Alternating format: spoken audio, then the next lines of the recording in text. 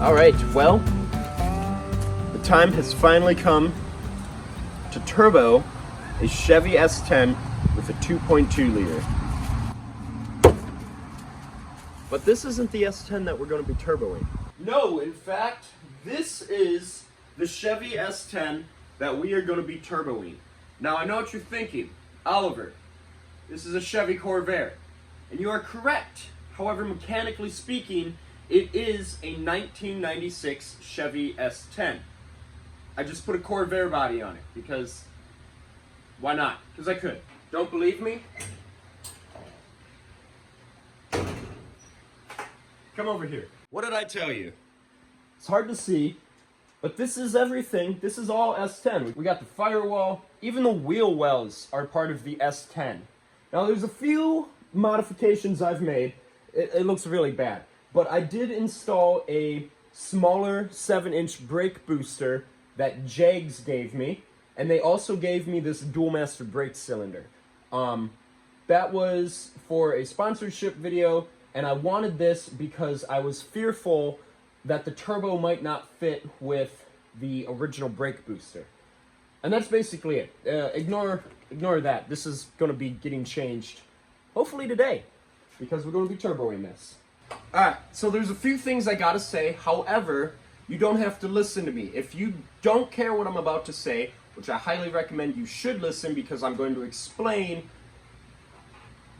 some very crucial information that I have learned when I am about to turbo this. But if you don't care about that, skip to right here, and that's when we are going to begin turboing. Also, I am going to go over the parts list right now. My goal is to have the entire car turboed today and in one video.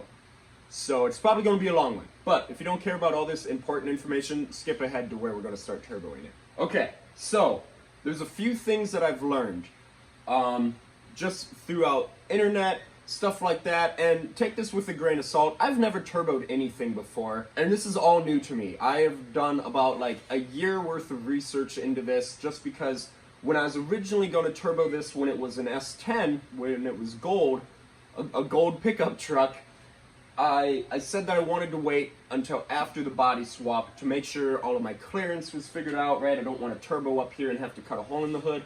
However, that would be cool. And so that's why I waited so long, and also I was pretty scared because I've never done anything like this, and like, what if I do it wrong? But thankfully, I think we got it figured out, and I've gotten a lot of help from my friends, and I will shout them out later, but if any of my friends are watching this, you know who you are. Thank you. So, I've also, another thing that I've learned is you can't really tune this. You can't get a plug-and-play ECU, or you can't tune the stock ECU from what I've learned. I learned that the 96 S10 was a 1-year off ECU. Knowing that, I wish I would have gone with a 95 or earlier S10 for two reasons. One, no ABS, because my ABS has like been giving me problems. And two, they didn't really have a computer. I mean, an ECU. They did, but it was like very dumb. You could probably skip a lot of, you could bypass a lot of stuff, I'm assuming, right? So I'm hoping I can do that with this, because I'm not tuning this. I'm not buying an aftermarket ECU. I'm hoping I can trick it, if that makes any sense. I'll go into more on that later. But I think for the first part, I think I'm going to quick show off the parts that I've gotten, and then we're going to just get right into it, and I'm so excited. So, let's quick look at some parts. I have parts kind of strewn about, but this is the exhaust manifold. Now, this actually is for a Chevy Cavalier 2.2 liter. And if you didn't know, the Chevy Cavalier 2.2 is a direct bolt-in to a Chevy S10 2.2 liter. So, this manifold, although for a Cavalier, will work on an S10. I also painted it, and I wish I would have painted it black, but I painted it in high temperature paint, and I don't know, I'll rock with it for now. Coming over here, we have the turbo. This is a T3, T4 turbo. I got this for free, actually. I got it from Max Speeding Rods, but it was a free turbo, so I can't really complain. So there's that. I have a bunch of random hardware that we will go over later. I have an oil feed line and some other mismatched parts. Don't worry, we will all go over that. Some preventable maintenance stuff. I got a new exhaust manifold gasket. This is a gasket for the turbo on the hot side. And then in this box here is a intercooler piping kit and everything else we need to turbo this, with the exception of like a wastegate back here. Now there's something else that I need to say. I am not going to be running an intercooler on this car. There's no intercooler. Mainly for the fact that there's not a lot of room in here, and I don't want to have to cut up the front end anymore to get fresh air to the intercooler. So for right now, I am not running an intercooler. Will it affect performance? Yes, but also I don't care. So there's that. So we have our wastegate there. We have a 45-degree bend, our oil feed line, our oil return line, a bunch of stuff for the intercooler piping kit that I'm unfortunately not going to be using all of this because we're not running an intercooler. I have an exhaust pipe for the down pipe, a smaller exhaust pipe for the screamer pipe on the wastegate, and then I also have some hoses here because I have to relocate my heater box hose here that runs right in the middle of where the turbo is, and then I also need to relocate my brake booster line because that is also going to be right where the turbo is. So just some other minor stuff like that. That's basically it. I guess I didn't really go over the parts, but I'm going to try to list every single part that I have bought in the description of this video. Oh, there's one other thing that I forgot to mention. I pulled this into the garage early this morning so the exhaust wouldn't be hot when I'm working on it. And then I unplugged the fuel pump relay and started it back up and got all the gas out of the engine. So this will not start because the fuel pump relay is unplugged. I will explain why I did that later, but keep that in mind. All right, now we're going to remove the exhaust manifold here. Also, one other thing that I've been doing since I've owned this, I've every so often sprayed down these bolts with some penetrating oil. And then about a month ago, I went ahead and completely disassembled the entire manifold here. And everything came loose, so I won't have any holdups here. Wow, that sucked to get out. That was not fun. Yeah, look how rusty those are. Those were never coming off. Yep, I did cut my, I believe that's the O2 sensor or something, but that's because it's so locked up in here. So I'm gonna have to put some heat on this, get this off, and then I'll just resolder it up and put it on the exhaust when I go to make the custom exhaust. So that is out of here. Okay, so we have the exhaust manifold on there, and we are running into a slight problem. Well, actually two that I'm noticing. One, it's gonna be crazy cramped in there. So basically this main loom here, I'm gonna have to try to relocate or maybe try to tuck up in here a little bit. And secondly, it's not sitting flush because we're running into a clearance issue. Let me see if I can film it. Alrighty, on the fourth here, you can see that the bottom of the manifold is running into part of the engine block. So we're gonna trim up just a little bit of the manifold there, and hopefully that will get it to sit flush. You see, it's like basically flush there, but as you get farther down, you can see it's sticking out about a 1/4 inch or so. So let's trim that up quick. Alrighty, let's hope that little bit was enough and all the clearance we need. All right, that looks like that was the answer. Let's see if I can show you down here. So I guess you will have to modify the manifold a little bit, but yeah, that looks like that'll work just fine. All right, and now we are going to do the part that I'm least looking forward to, and we need to get rid of this coolant line. I see one of those awful clips back there. Oh, okay, I guess. Okay, so what I'm gonna do is, see how this is like formed to be curved and everything? Well, I need this sharp bend right here, and I won't be able to get that because it's gonna pinch my hose. So what I'm gonna do is, because I cut this to get it off, is I'm gonna snip this, snip it here, reinstall this section, and then get a adapter piece that will plug into here, or plug into here, wire clamp it, and then same thing here, plug this hose into here with the adapter, wire clamp it, and then do the same thing down here. You can see there. So I'll cut that, get the adapter, and quick put it in. And then I won't need to have all of this hose here. All right, we got that all re-plumbed, looking good. Only made a little bit of a mess. I don't feel it dripping or anything like that. With that done, I don't know what's next. I didn't think I'd get this far. Alrighty, we have some really bad news. The turbo isn't going to fit at all.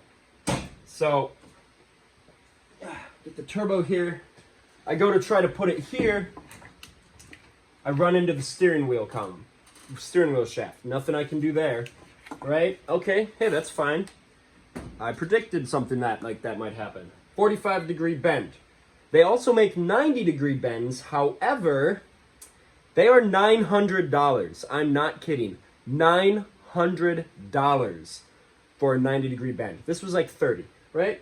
So put the 45 on there, try to lift it up a little bit, except, and when you put it at 45, we are running right into the brake booster. So, I'm kind of panicking because I don't know what I'm going to do, but I have an idea.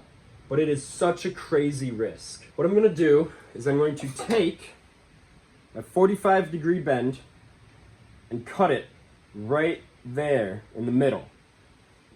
And that will give me two flanges, two T3 flanges that I can bolt here, bolt the other one here, position the turbo where I want it, then take some exhaust pipe that I have that I purchased to go for a downpipe, and I can remake a pipe for this. It just sucks because that is not something I foresaw happening. And it's just gonna take up a lot of time. But if I can position it to kind of be like right about here, we're gold. We are golden. I am far enough away from the brake booster that I can still fit a heat shield. I can get a air hose on, and I'm also out of the way of the wastegate. So that's what I'm gonna do. The only problem is, and it's not a huge problem, is this is stainless steel. The pipe I have is regular steel. So we are gonna be welding stainless steel with a regular welder. Well, there's no going back now. Okay, we got that all nice and cleaned up, no sharp edge there. Bolted in. Like I said, I feel so much better after cutting that. And now we are going to put my saw here at a 45-degree angle and just start making a bunch of pie cuts. And yeah, hopefully start piecing this thing together. And that is my first ever pie cut. It's not perfect, a little thin there, but I'm sure I'll be able to make that work. So we're gonna get that cleaned up, make a few more of these, and hopefully that's it. Alrighty, now you're going to find out why pie cuts are the greatest. So I only have 4 of them. Like I said, they're not very good, but we have this that's technically a pie cut. So we're going to put him right there. This one right here, and run right there, because I believe this one will be too much. Maybe. I might put another cut there, but if not, then I just got to build a straight piece that probably only about that much up to here, then a few more pie cuts leading into here, yeah, right here, and then wherever I need to put the turbo. That is the beauty of pie cuts.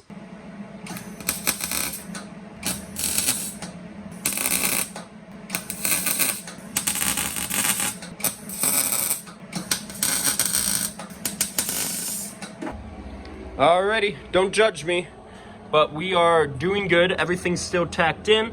Grab my level here. So we made sure that this is pretty straight. Maybe turn that a little. I think it would be okay if it's at a little angle. Yeah, see that? I do kind of need to have it angled back or at a slight angle to get that bubble. And then it's okay that it's at an angle like that because you can just clock the turbo, which I will explain how to do later. Look at that. Boom. All right. So we're going to let that cool. We're going to unbolt it and then kind of see what it looks like. And then we're probably going to start fabricating a bracket of some kind. Yeah, okay, this is good. I feel so much better. Earlier, I was about to have a panic attack. Okay, so now we're going to take just a quick break from the hot side, just because I need to, and we are going to install the oil feed line. And so there's a few pieces of this oil feed line. You, of course, have the oil feed line. Then you have this brass T. Okay, I paused the video here because I think I got my information wrong. I'm looking at the eBay listing here, and the brass block says it's a 1/4 inch NPT. So I don't know if that's right though, because I'm pretty sure it's 3/8 NPT. But the oil feed line says it's 1/8 inch NPT. So that's just kind of what I'm a little confused about. And then that metal piece would, in theory, be 1/4 inch to 3/8 NPT. But I don't know, something's definitely funky here. But I'll leave the links down in the description below, and you guys can figure it out yourself. Sorry, you're on your own there. This piece will thread directly into the engine block, and this piece is where we will thread in the oil pressure sensor. It's super simple, so let's do that quick. Right here is a brand new oil pressure sensor that threads into your block. You got some wiring there. Here's the box. Technically mine works, but I was like, I'm gonna have it out. It's preventable maintenance. So you need that, and then you can't just take that out with a regular socket. You need an oil pressure sensor socket. This is a 1 1/16 inch. See right there, 1 1/16 inch. And you absolutely need that because this will lock into there like that. So, you following me? Good. So now what you're gonna do is you're gonna come down here, right? Oh, mind the wiring. And right there, directly in front of us, is it. So we're gonna unplug that and then back it out and get it out of there. It's super simple. Just like that. That is the old oil pressure sensor. And technically speaking, this still works, but again, I have it out, preventable maintenance. Makes sense. There we go. So now we are gonna take our brass block and thread that hole right there. All right, we got that in. I am not gonna lie, that was absolutely terrifying. So I got it in that position as tight as I could with an 18mm wrench, right? I then got a socket and did another full rotation, and I'm just scared. I was scared that I was going to strip it out, but I'm not going any tighter. So you're probably wondering, why did I want it in that position where it's straight up? Great question, but if you look right there, there's a leaf in my engine bay. Right there, boom. That is where we are going to fish down the oil feed line straight down, and then it's going to come straight over to the turbo. Perfect. And then we can even attach this. So let's do that first. That was, without a doubt, the absolute worst thing I have had to do so far. God, that was awful. And God bless anyone's soul who has to do that. If you can find an oil feed line that has the spinny top like this on the bottom, do it. That was awful. I never want to have to take that apart again. Oh my God. Okay, but hey, the oil feed is done. Okay, so now we need to talk about oil return. And this was the original plan. I was going to drill a hole into the oil pan, like how everyone else does it. The only problem with S10s is you cannot remove the oil pan without lifting the engine out. It's like butt up against the cross member in the front, right?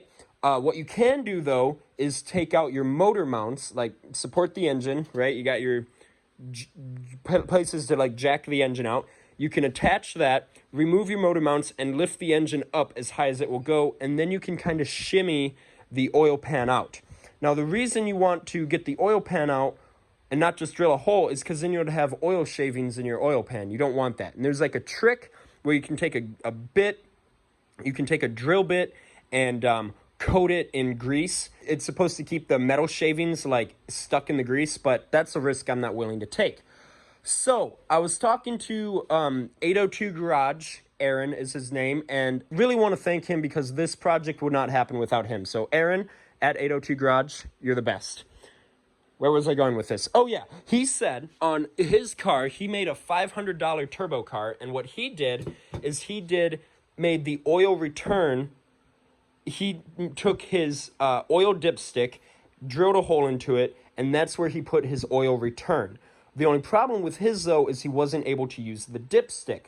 However, I showed him mine, and because this is also where you fill the oil, there's so much room. I can't do that one-handed. There's so much room to make a oil return. Alrighty, so this is what we're working with. Like I said, this is all going to be linked down below, but this is an AN fitting. And this is basically what it is. We got a few extra pieces from there that will thread onto there. The turbo is upside down. That will go there, or actually it will go like that, and then that will go into there, this will go into there, and this will go into there. Make sense? Cool. All right, check this out. So this is the fill tube for a second gen S10, right?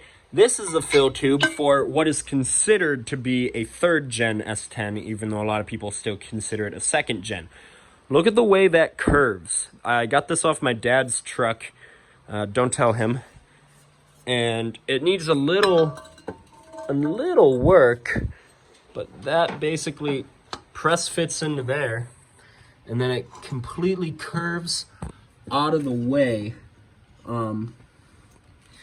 Yeah, look at that. That is going to be perfect. So I put in my bench vise with the part that grabs the tubes, and I gave it a little more of a bend right here. And with that, I finished welding this. So that, it's still pretty close, but we're not going to have any interference issues. Yeah, it is going to get hot, but I don't think it's going to like be an issue, you know? And then I'm still going to wrap that, so that'll be taken care of. So I don't think we're going to have any issues there. I could even wrap this in the heat tape, so we'll see if we need to do that. First thing we're going to do is we're going to attach the fitting for the oil return, and that's pretty easy to get to. It's just right underneath there. So let's do that quick. All right, this is the oil feed line. I cut it down quite a bit. What I did is I marked it, then wrapped where I was going to cut in tape to kind of keep the line from fraying, and then I did sear the end of it. I don't know if sear is the right word. And so this is what we're working with. Put the straight down here for there, and then that for down there. So now I have decided I am going to weld this on because it just makes the most sense. Take this off, cut it, and then take that out, drill a hole, weld this in, and we should be home free. Okay, got that hole drilled. Got it all kind of the paint ground down. I checked inside there. I didn't see any like flaky metal. I'm still going to clean this out when I'm done welding it up though. So man, my workbench is messy. Then we got that piece that I cut off. Same diameter hole. And that is just going to get welded right like that. So without further ado, let's do that. Okay, that was not very fun. I made the hose probably about a ½ an inch too short, which wasn't too bad, but I had to take the tube out of the press fit into the block down there and then screw it in and then put it in. So if this gives me problems, I'll just put on this piece here that will drop it down a little bit. So it's been a while since I last recorded. I made up these brackets here, one here, which I need to tighten. I need to tighten all the brackets on the engine side and down there. And then we got the gaskets in there, bolted all together. The gasket here, all bolted all together. So now I'm going to show you how to check if your brackets that you made are going to hold. Grab the turbo. And if it shakes the car, I think you're good. So now we are going to bolt on the wastegate. Mine came with this extra ring looking thing, and that just kind of goes right there. So there's that. And then don't forget about whoa, don't want to lose those. Don't forget about a gasket. So we will put that down here. And it is going to be so much fun to get a bolt here right underneath there, or a nut. That's going to be awesome. I'm so looking forward to that. Okay, that sucked bolting that in. There's like no room, and I'm sure it's probably a little loose, but whatever, I don't care. Because we're about to start it up, because that's only going to open up under full throttle. We're going to quick bolt on the pieces there, the flange. I'm going to put a piece of metal here so I don't melt this. And then we're going to quick do the oil feed, make sure that's all good to go. And then we're going to start it. The main things I'm going to be looking out for are oil leaks. And speaking of, what we're going to do is we're going to reconnect the battery, put this end in a cup, and just crank the engine without starting it to make sure we're getting oil. Remember how I said when I first brought the car in yesterday, I unplugged the fuel relay and then started it to get all the gas out? Because we don't want to spin this turbo without oil in the bearings. So, reconnect the battery. We're going to open up the garage door, and we're going to go for it. I do have a fire extinguisher just in case.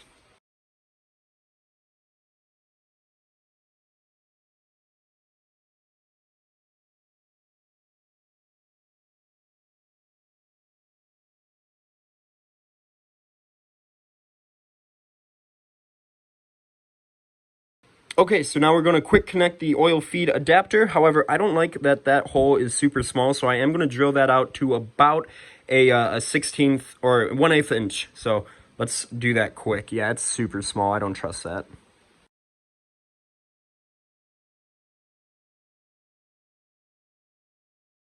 People of the internet, are you ready? Please, for the love of God, work.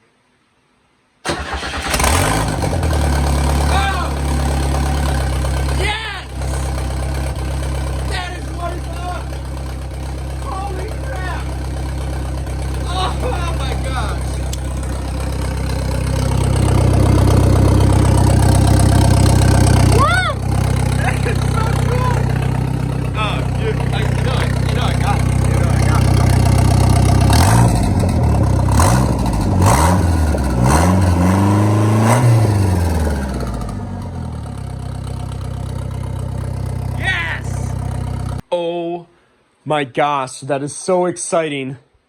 That's so exciting. A few things, one thing I did is I rerouted my oil feed line. Don't worry, there's no kinks in it.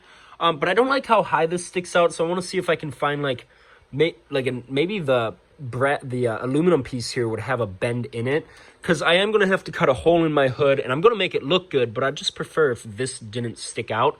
And then I tossed this on here. However, this fits very nicely up against the turbo with a coupler, and then the cold air intake portion sits right there, and I have my inner headlights unplugged. I could remove that headlight and make it basically a ram air cold air intake. So I'm thinking about doing that. And then check this out. This is part of that intercooler piping kit that I'm only going to use one piece. Look how straight that is. So I think that's what we're going to work on next. Okay, technically speaking, this could work. All right, we are on the third day of this, off to a very slow start. But we're so close to being finished, almost, kind of, which I will explain more later. But we're so close to being finished. I forgot to drill the hole there for the boost regulator. Boost regulator. And that basically just drill a hole, tap, and then it feeds into right there. And that helps regulate your boost pressure. You absolutely must have that. Just put a punch in there, did it like a punch, and then started that with a drill bit, small drill bit. And then we have this piece here. This is our MPT piece there. You can see it right there. And then this is our drill bit and tap right there. You can see it's tapered. See, NPT. So that is what we're gonna do. Okay, got that all drilled out. Got the vacuum going. I don't think we got any shavings in there. You would definitely see it. So now we tap. All right, that was pretty easy. No problems in there.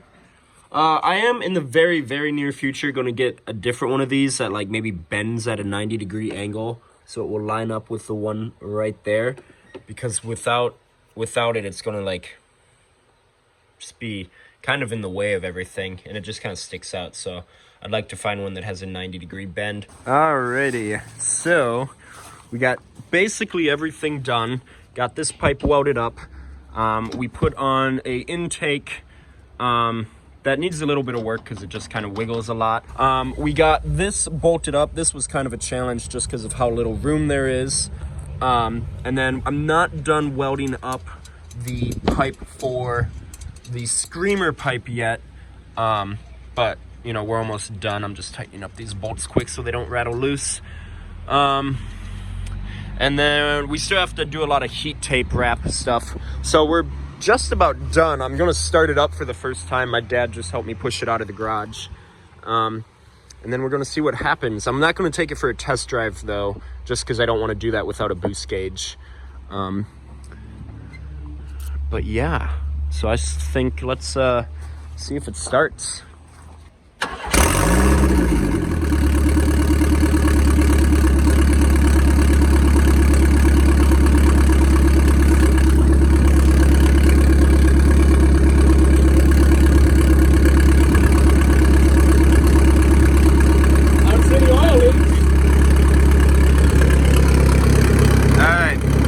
Everything's looking good so far.